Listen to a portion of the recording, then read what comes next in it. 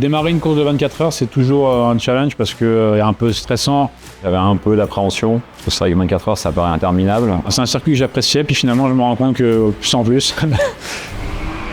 Ça reste un circuit qui est quand même très technique, très vallonné, donc c'est assez particulier. Généralement, un circuit, c'est quand même plutôt plat. Surtout inquiet de savoir si la voiture allait être capable d'encaisser un tel effort. J'ai toujours rêvé, c'est de faire une course de 24 heures en voiture, et c'était tellement d'adrénaline que j'avais pas à dormir, je voulais juste être dans la voiture pour rouler.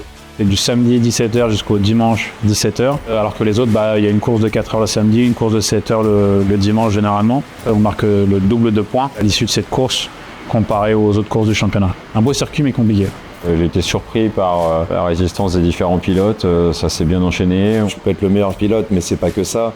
Dans la nuit, tu dois être là physiquement, tu sais pas à quelle heure tu vas te réveiller, tu somnoles.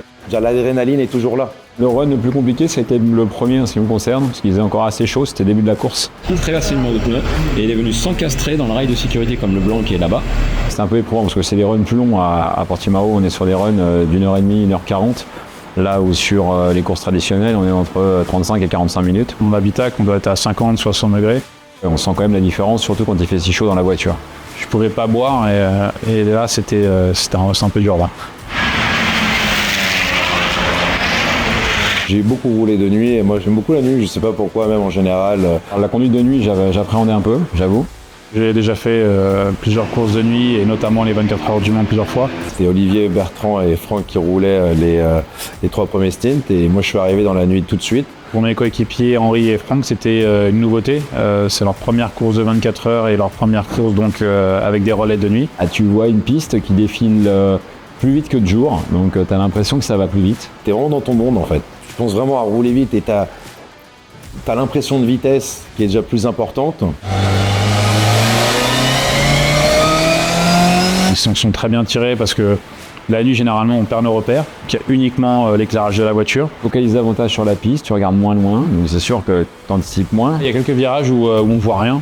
On ne sait pas ce qu'il y a derrière, donc c'est un peu l'inconnu. S'il y en a un qui est en travers derrière, on coupe en deux. Très très réduit, tu vois presque rien sur les côtés. Tu dois te concentrer encore plus parce que tu vois pas ce qui arrive derrière. Il peut être ébloui parce qu'on a des phares qui sont assez intenses pour éclairer la piste.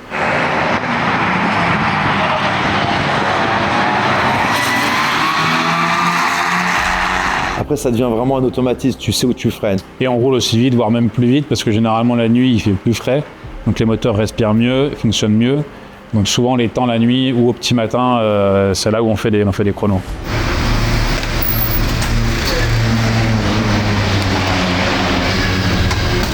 Deux courses en une, puisqu'en fait un premier classement est fait au bout de 12 heures. Les points sont répartis sur 2 périodes de 12 heures. Mais c'est pas la même chose, il n'y a qu'un seul départ et ça s'enchaîne. C'est une course, mais avec 2 classements. 24 heures sans problème mécanique, c'est assez rare. Alors il y en a qui peuvent le faire, mais voilà, c'est aussi une dimension à prendre en compte quand on part pour 24 heures. Et à un moment donné, est arrivé ce qui est arrivé, même en faisant attention à la mécanique, on a eu un problème de boîte de vitesse. La boîte était presque HS, on était vraiment au fond du trou puisque j'ai dû m'arrêter. La voiture d'un coup se mettait à patiner au niveau du différentiel, ce qui fait qu'en fait il pouvait mettre autant de puissance qu'il voulait. La voiture, ça tournait sur place et donc en fait il n'avançait pas. Donc je l'ai ramené au stand et puis de là, t'attends un miracle de la part des mécanos. Personne ne bougeait, les mécanos disaient rien. Mon frère, ils étaient tous en train de parler que la voiture était finie. Et il restait encore 6 heures de course. Donc ils étaient déjà en train de penser à faire juste au moins le dernier tour pour pouvoir prendre des points. Alors quand ça m'arrive, je pense que la course est finie. Le moteur hurle et les roues n'entraînent plus. Donc tu te dis, c'est mort, la boîte doit être cassée. Est-ce qu'on continue? Est-ce qu'on s'arrête? Est-ce qu'on change carrément toute la boîte de vitesse avec le différentiel? Il fallait trouver un moyen de repartir sans changer la boîte. C'était pas possible d'imaginer changer la boîte. Si on veut changer la boîte de vitesse, de toute façon, c'est au moins 2h30 d'intervention. Donc on peut oublier la course. Donc au final, peut-être que c'est mieux d'abandonner. Et mon frère, Olivier, je sais pas, il a eu un sentiment, parce que lui, il connaît quand même bien la voiture, il dit on est encore en lice pour pouvoir jouer un résultat. Essayons de repartir sur la piste et puis on verra bien. On a remis de l'huile dans la voiture, dans la boîte de vitesse, pour assurer le coup. Et puis je suis reparti. On voit qu'on a encore beaucoup d'avance sur le 3e. Et on veut savoir si on veut tester la voiture, voir si elle est capable malgré tout de rouler même à un rythme moindre. On parlerait d'un problème, on ne sait pas si le réservoir d'essence ne va pas se vider d'un coup et prendre feu. Peut-être que j'aurai un petit peu plus d'appréhension. Là, sur une boîte de vitesse, dans le pire des cas, les roues arrière se bloquent, je pars dans le bac à sable ou le mur. Bon, normalement, si c'est pas à grande vitesse, ça va. Quand on est dedans, on n'y pense jamais à ce genre de choses. La voiture, elle était bizarre, donc fallait vraiment faire attention à la boîte. On s'est accroché et on a eu la chance que ça tienne. La chance qu'on a eue, c'est qu'il a plu. Peut-être 2-3 tours après que j'ai pris le volant. Avec une voiture qui était à moitié cassée avec la boîte, il faisait les meilleurs temps sous la flotte, c'est lui qui était devant.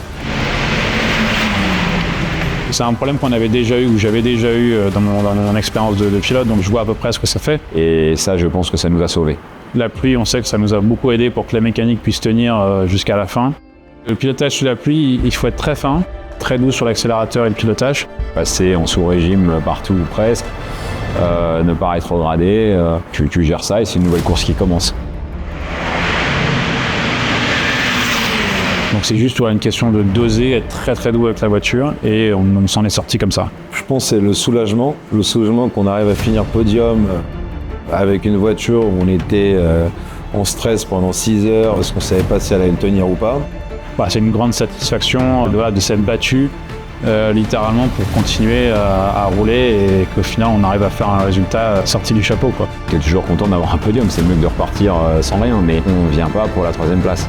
Dijon, on sait qu'il y a une chance sur 2 que ça soit sous la pluie. On va être quasiment fin octobre. C'est un circuit historique à l'ancienne. Ça va être très important qu'on soit toujours devant la 53. Donc c'est un circuit, c'est l'un des très rares circuits sur lesquels j'ai déjà roulé. Ça m'amène un peu de confiance. Maintenant, je sais que les adversaires aussi. Je sais que c'est un des circuits qui est les plus roulés, donc un peu comme le Castellet. Ça va être un circuit d'apprentissage aussi, parce que moi, en tout cas, personnellement, je ne le connais pas. Ça va être un défi, mais le défi, je vais le relever. Après, pour ce qui est de la préparation, je reste sérieux sur ma diète, sur mes entraînements.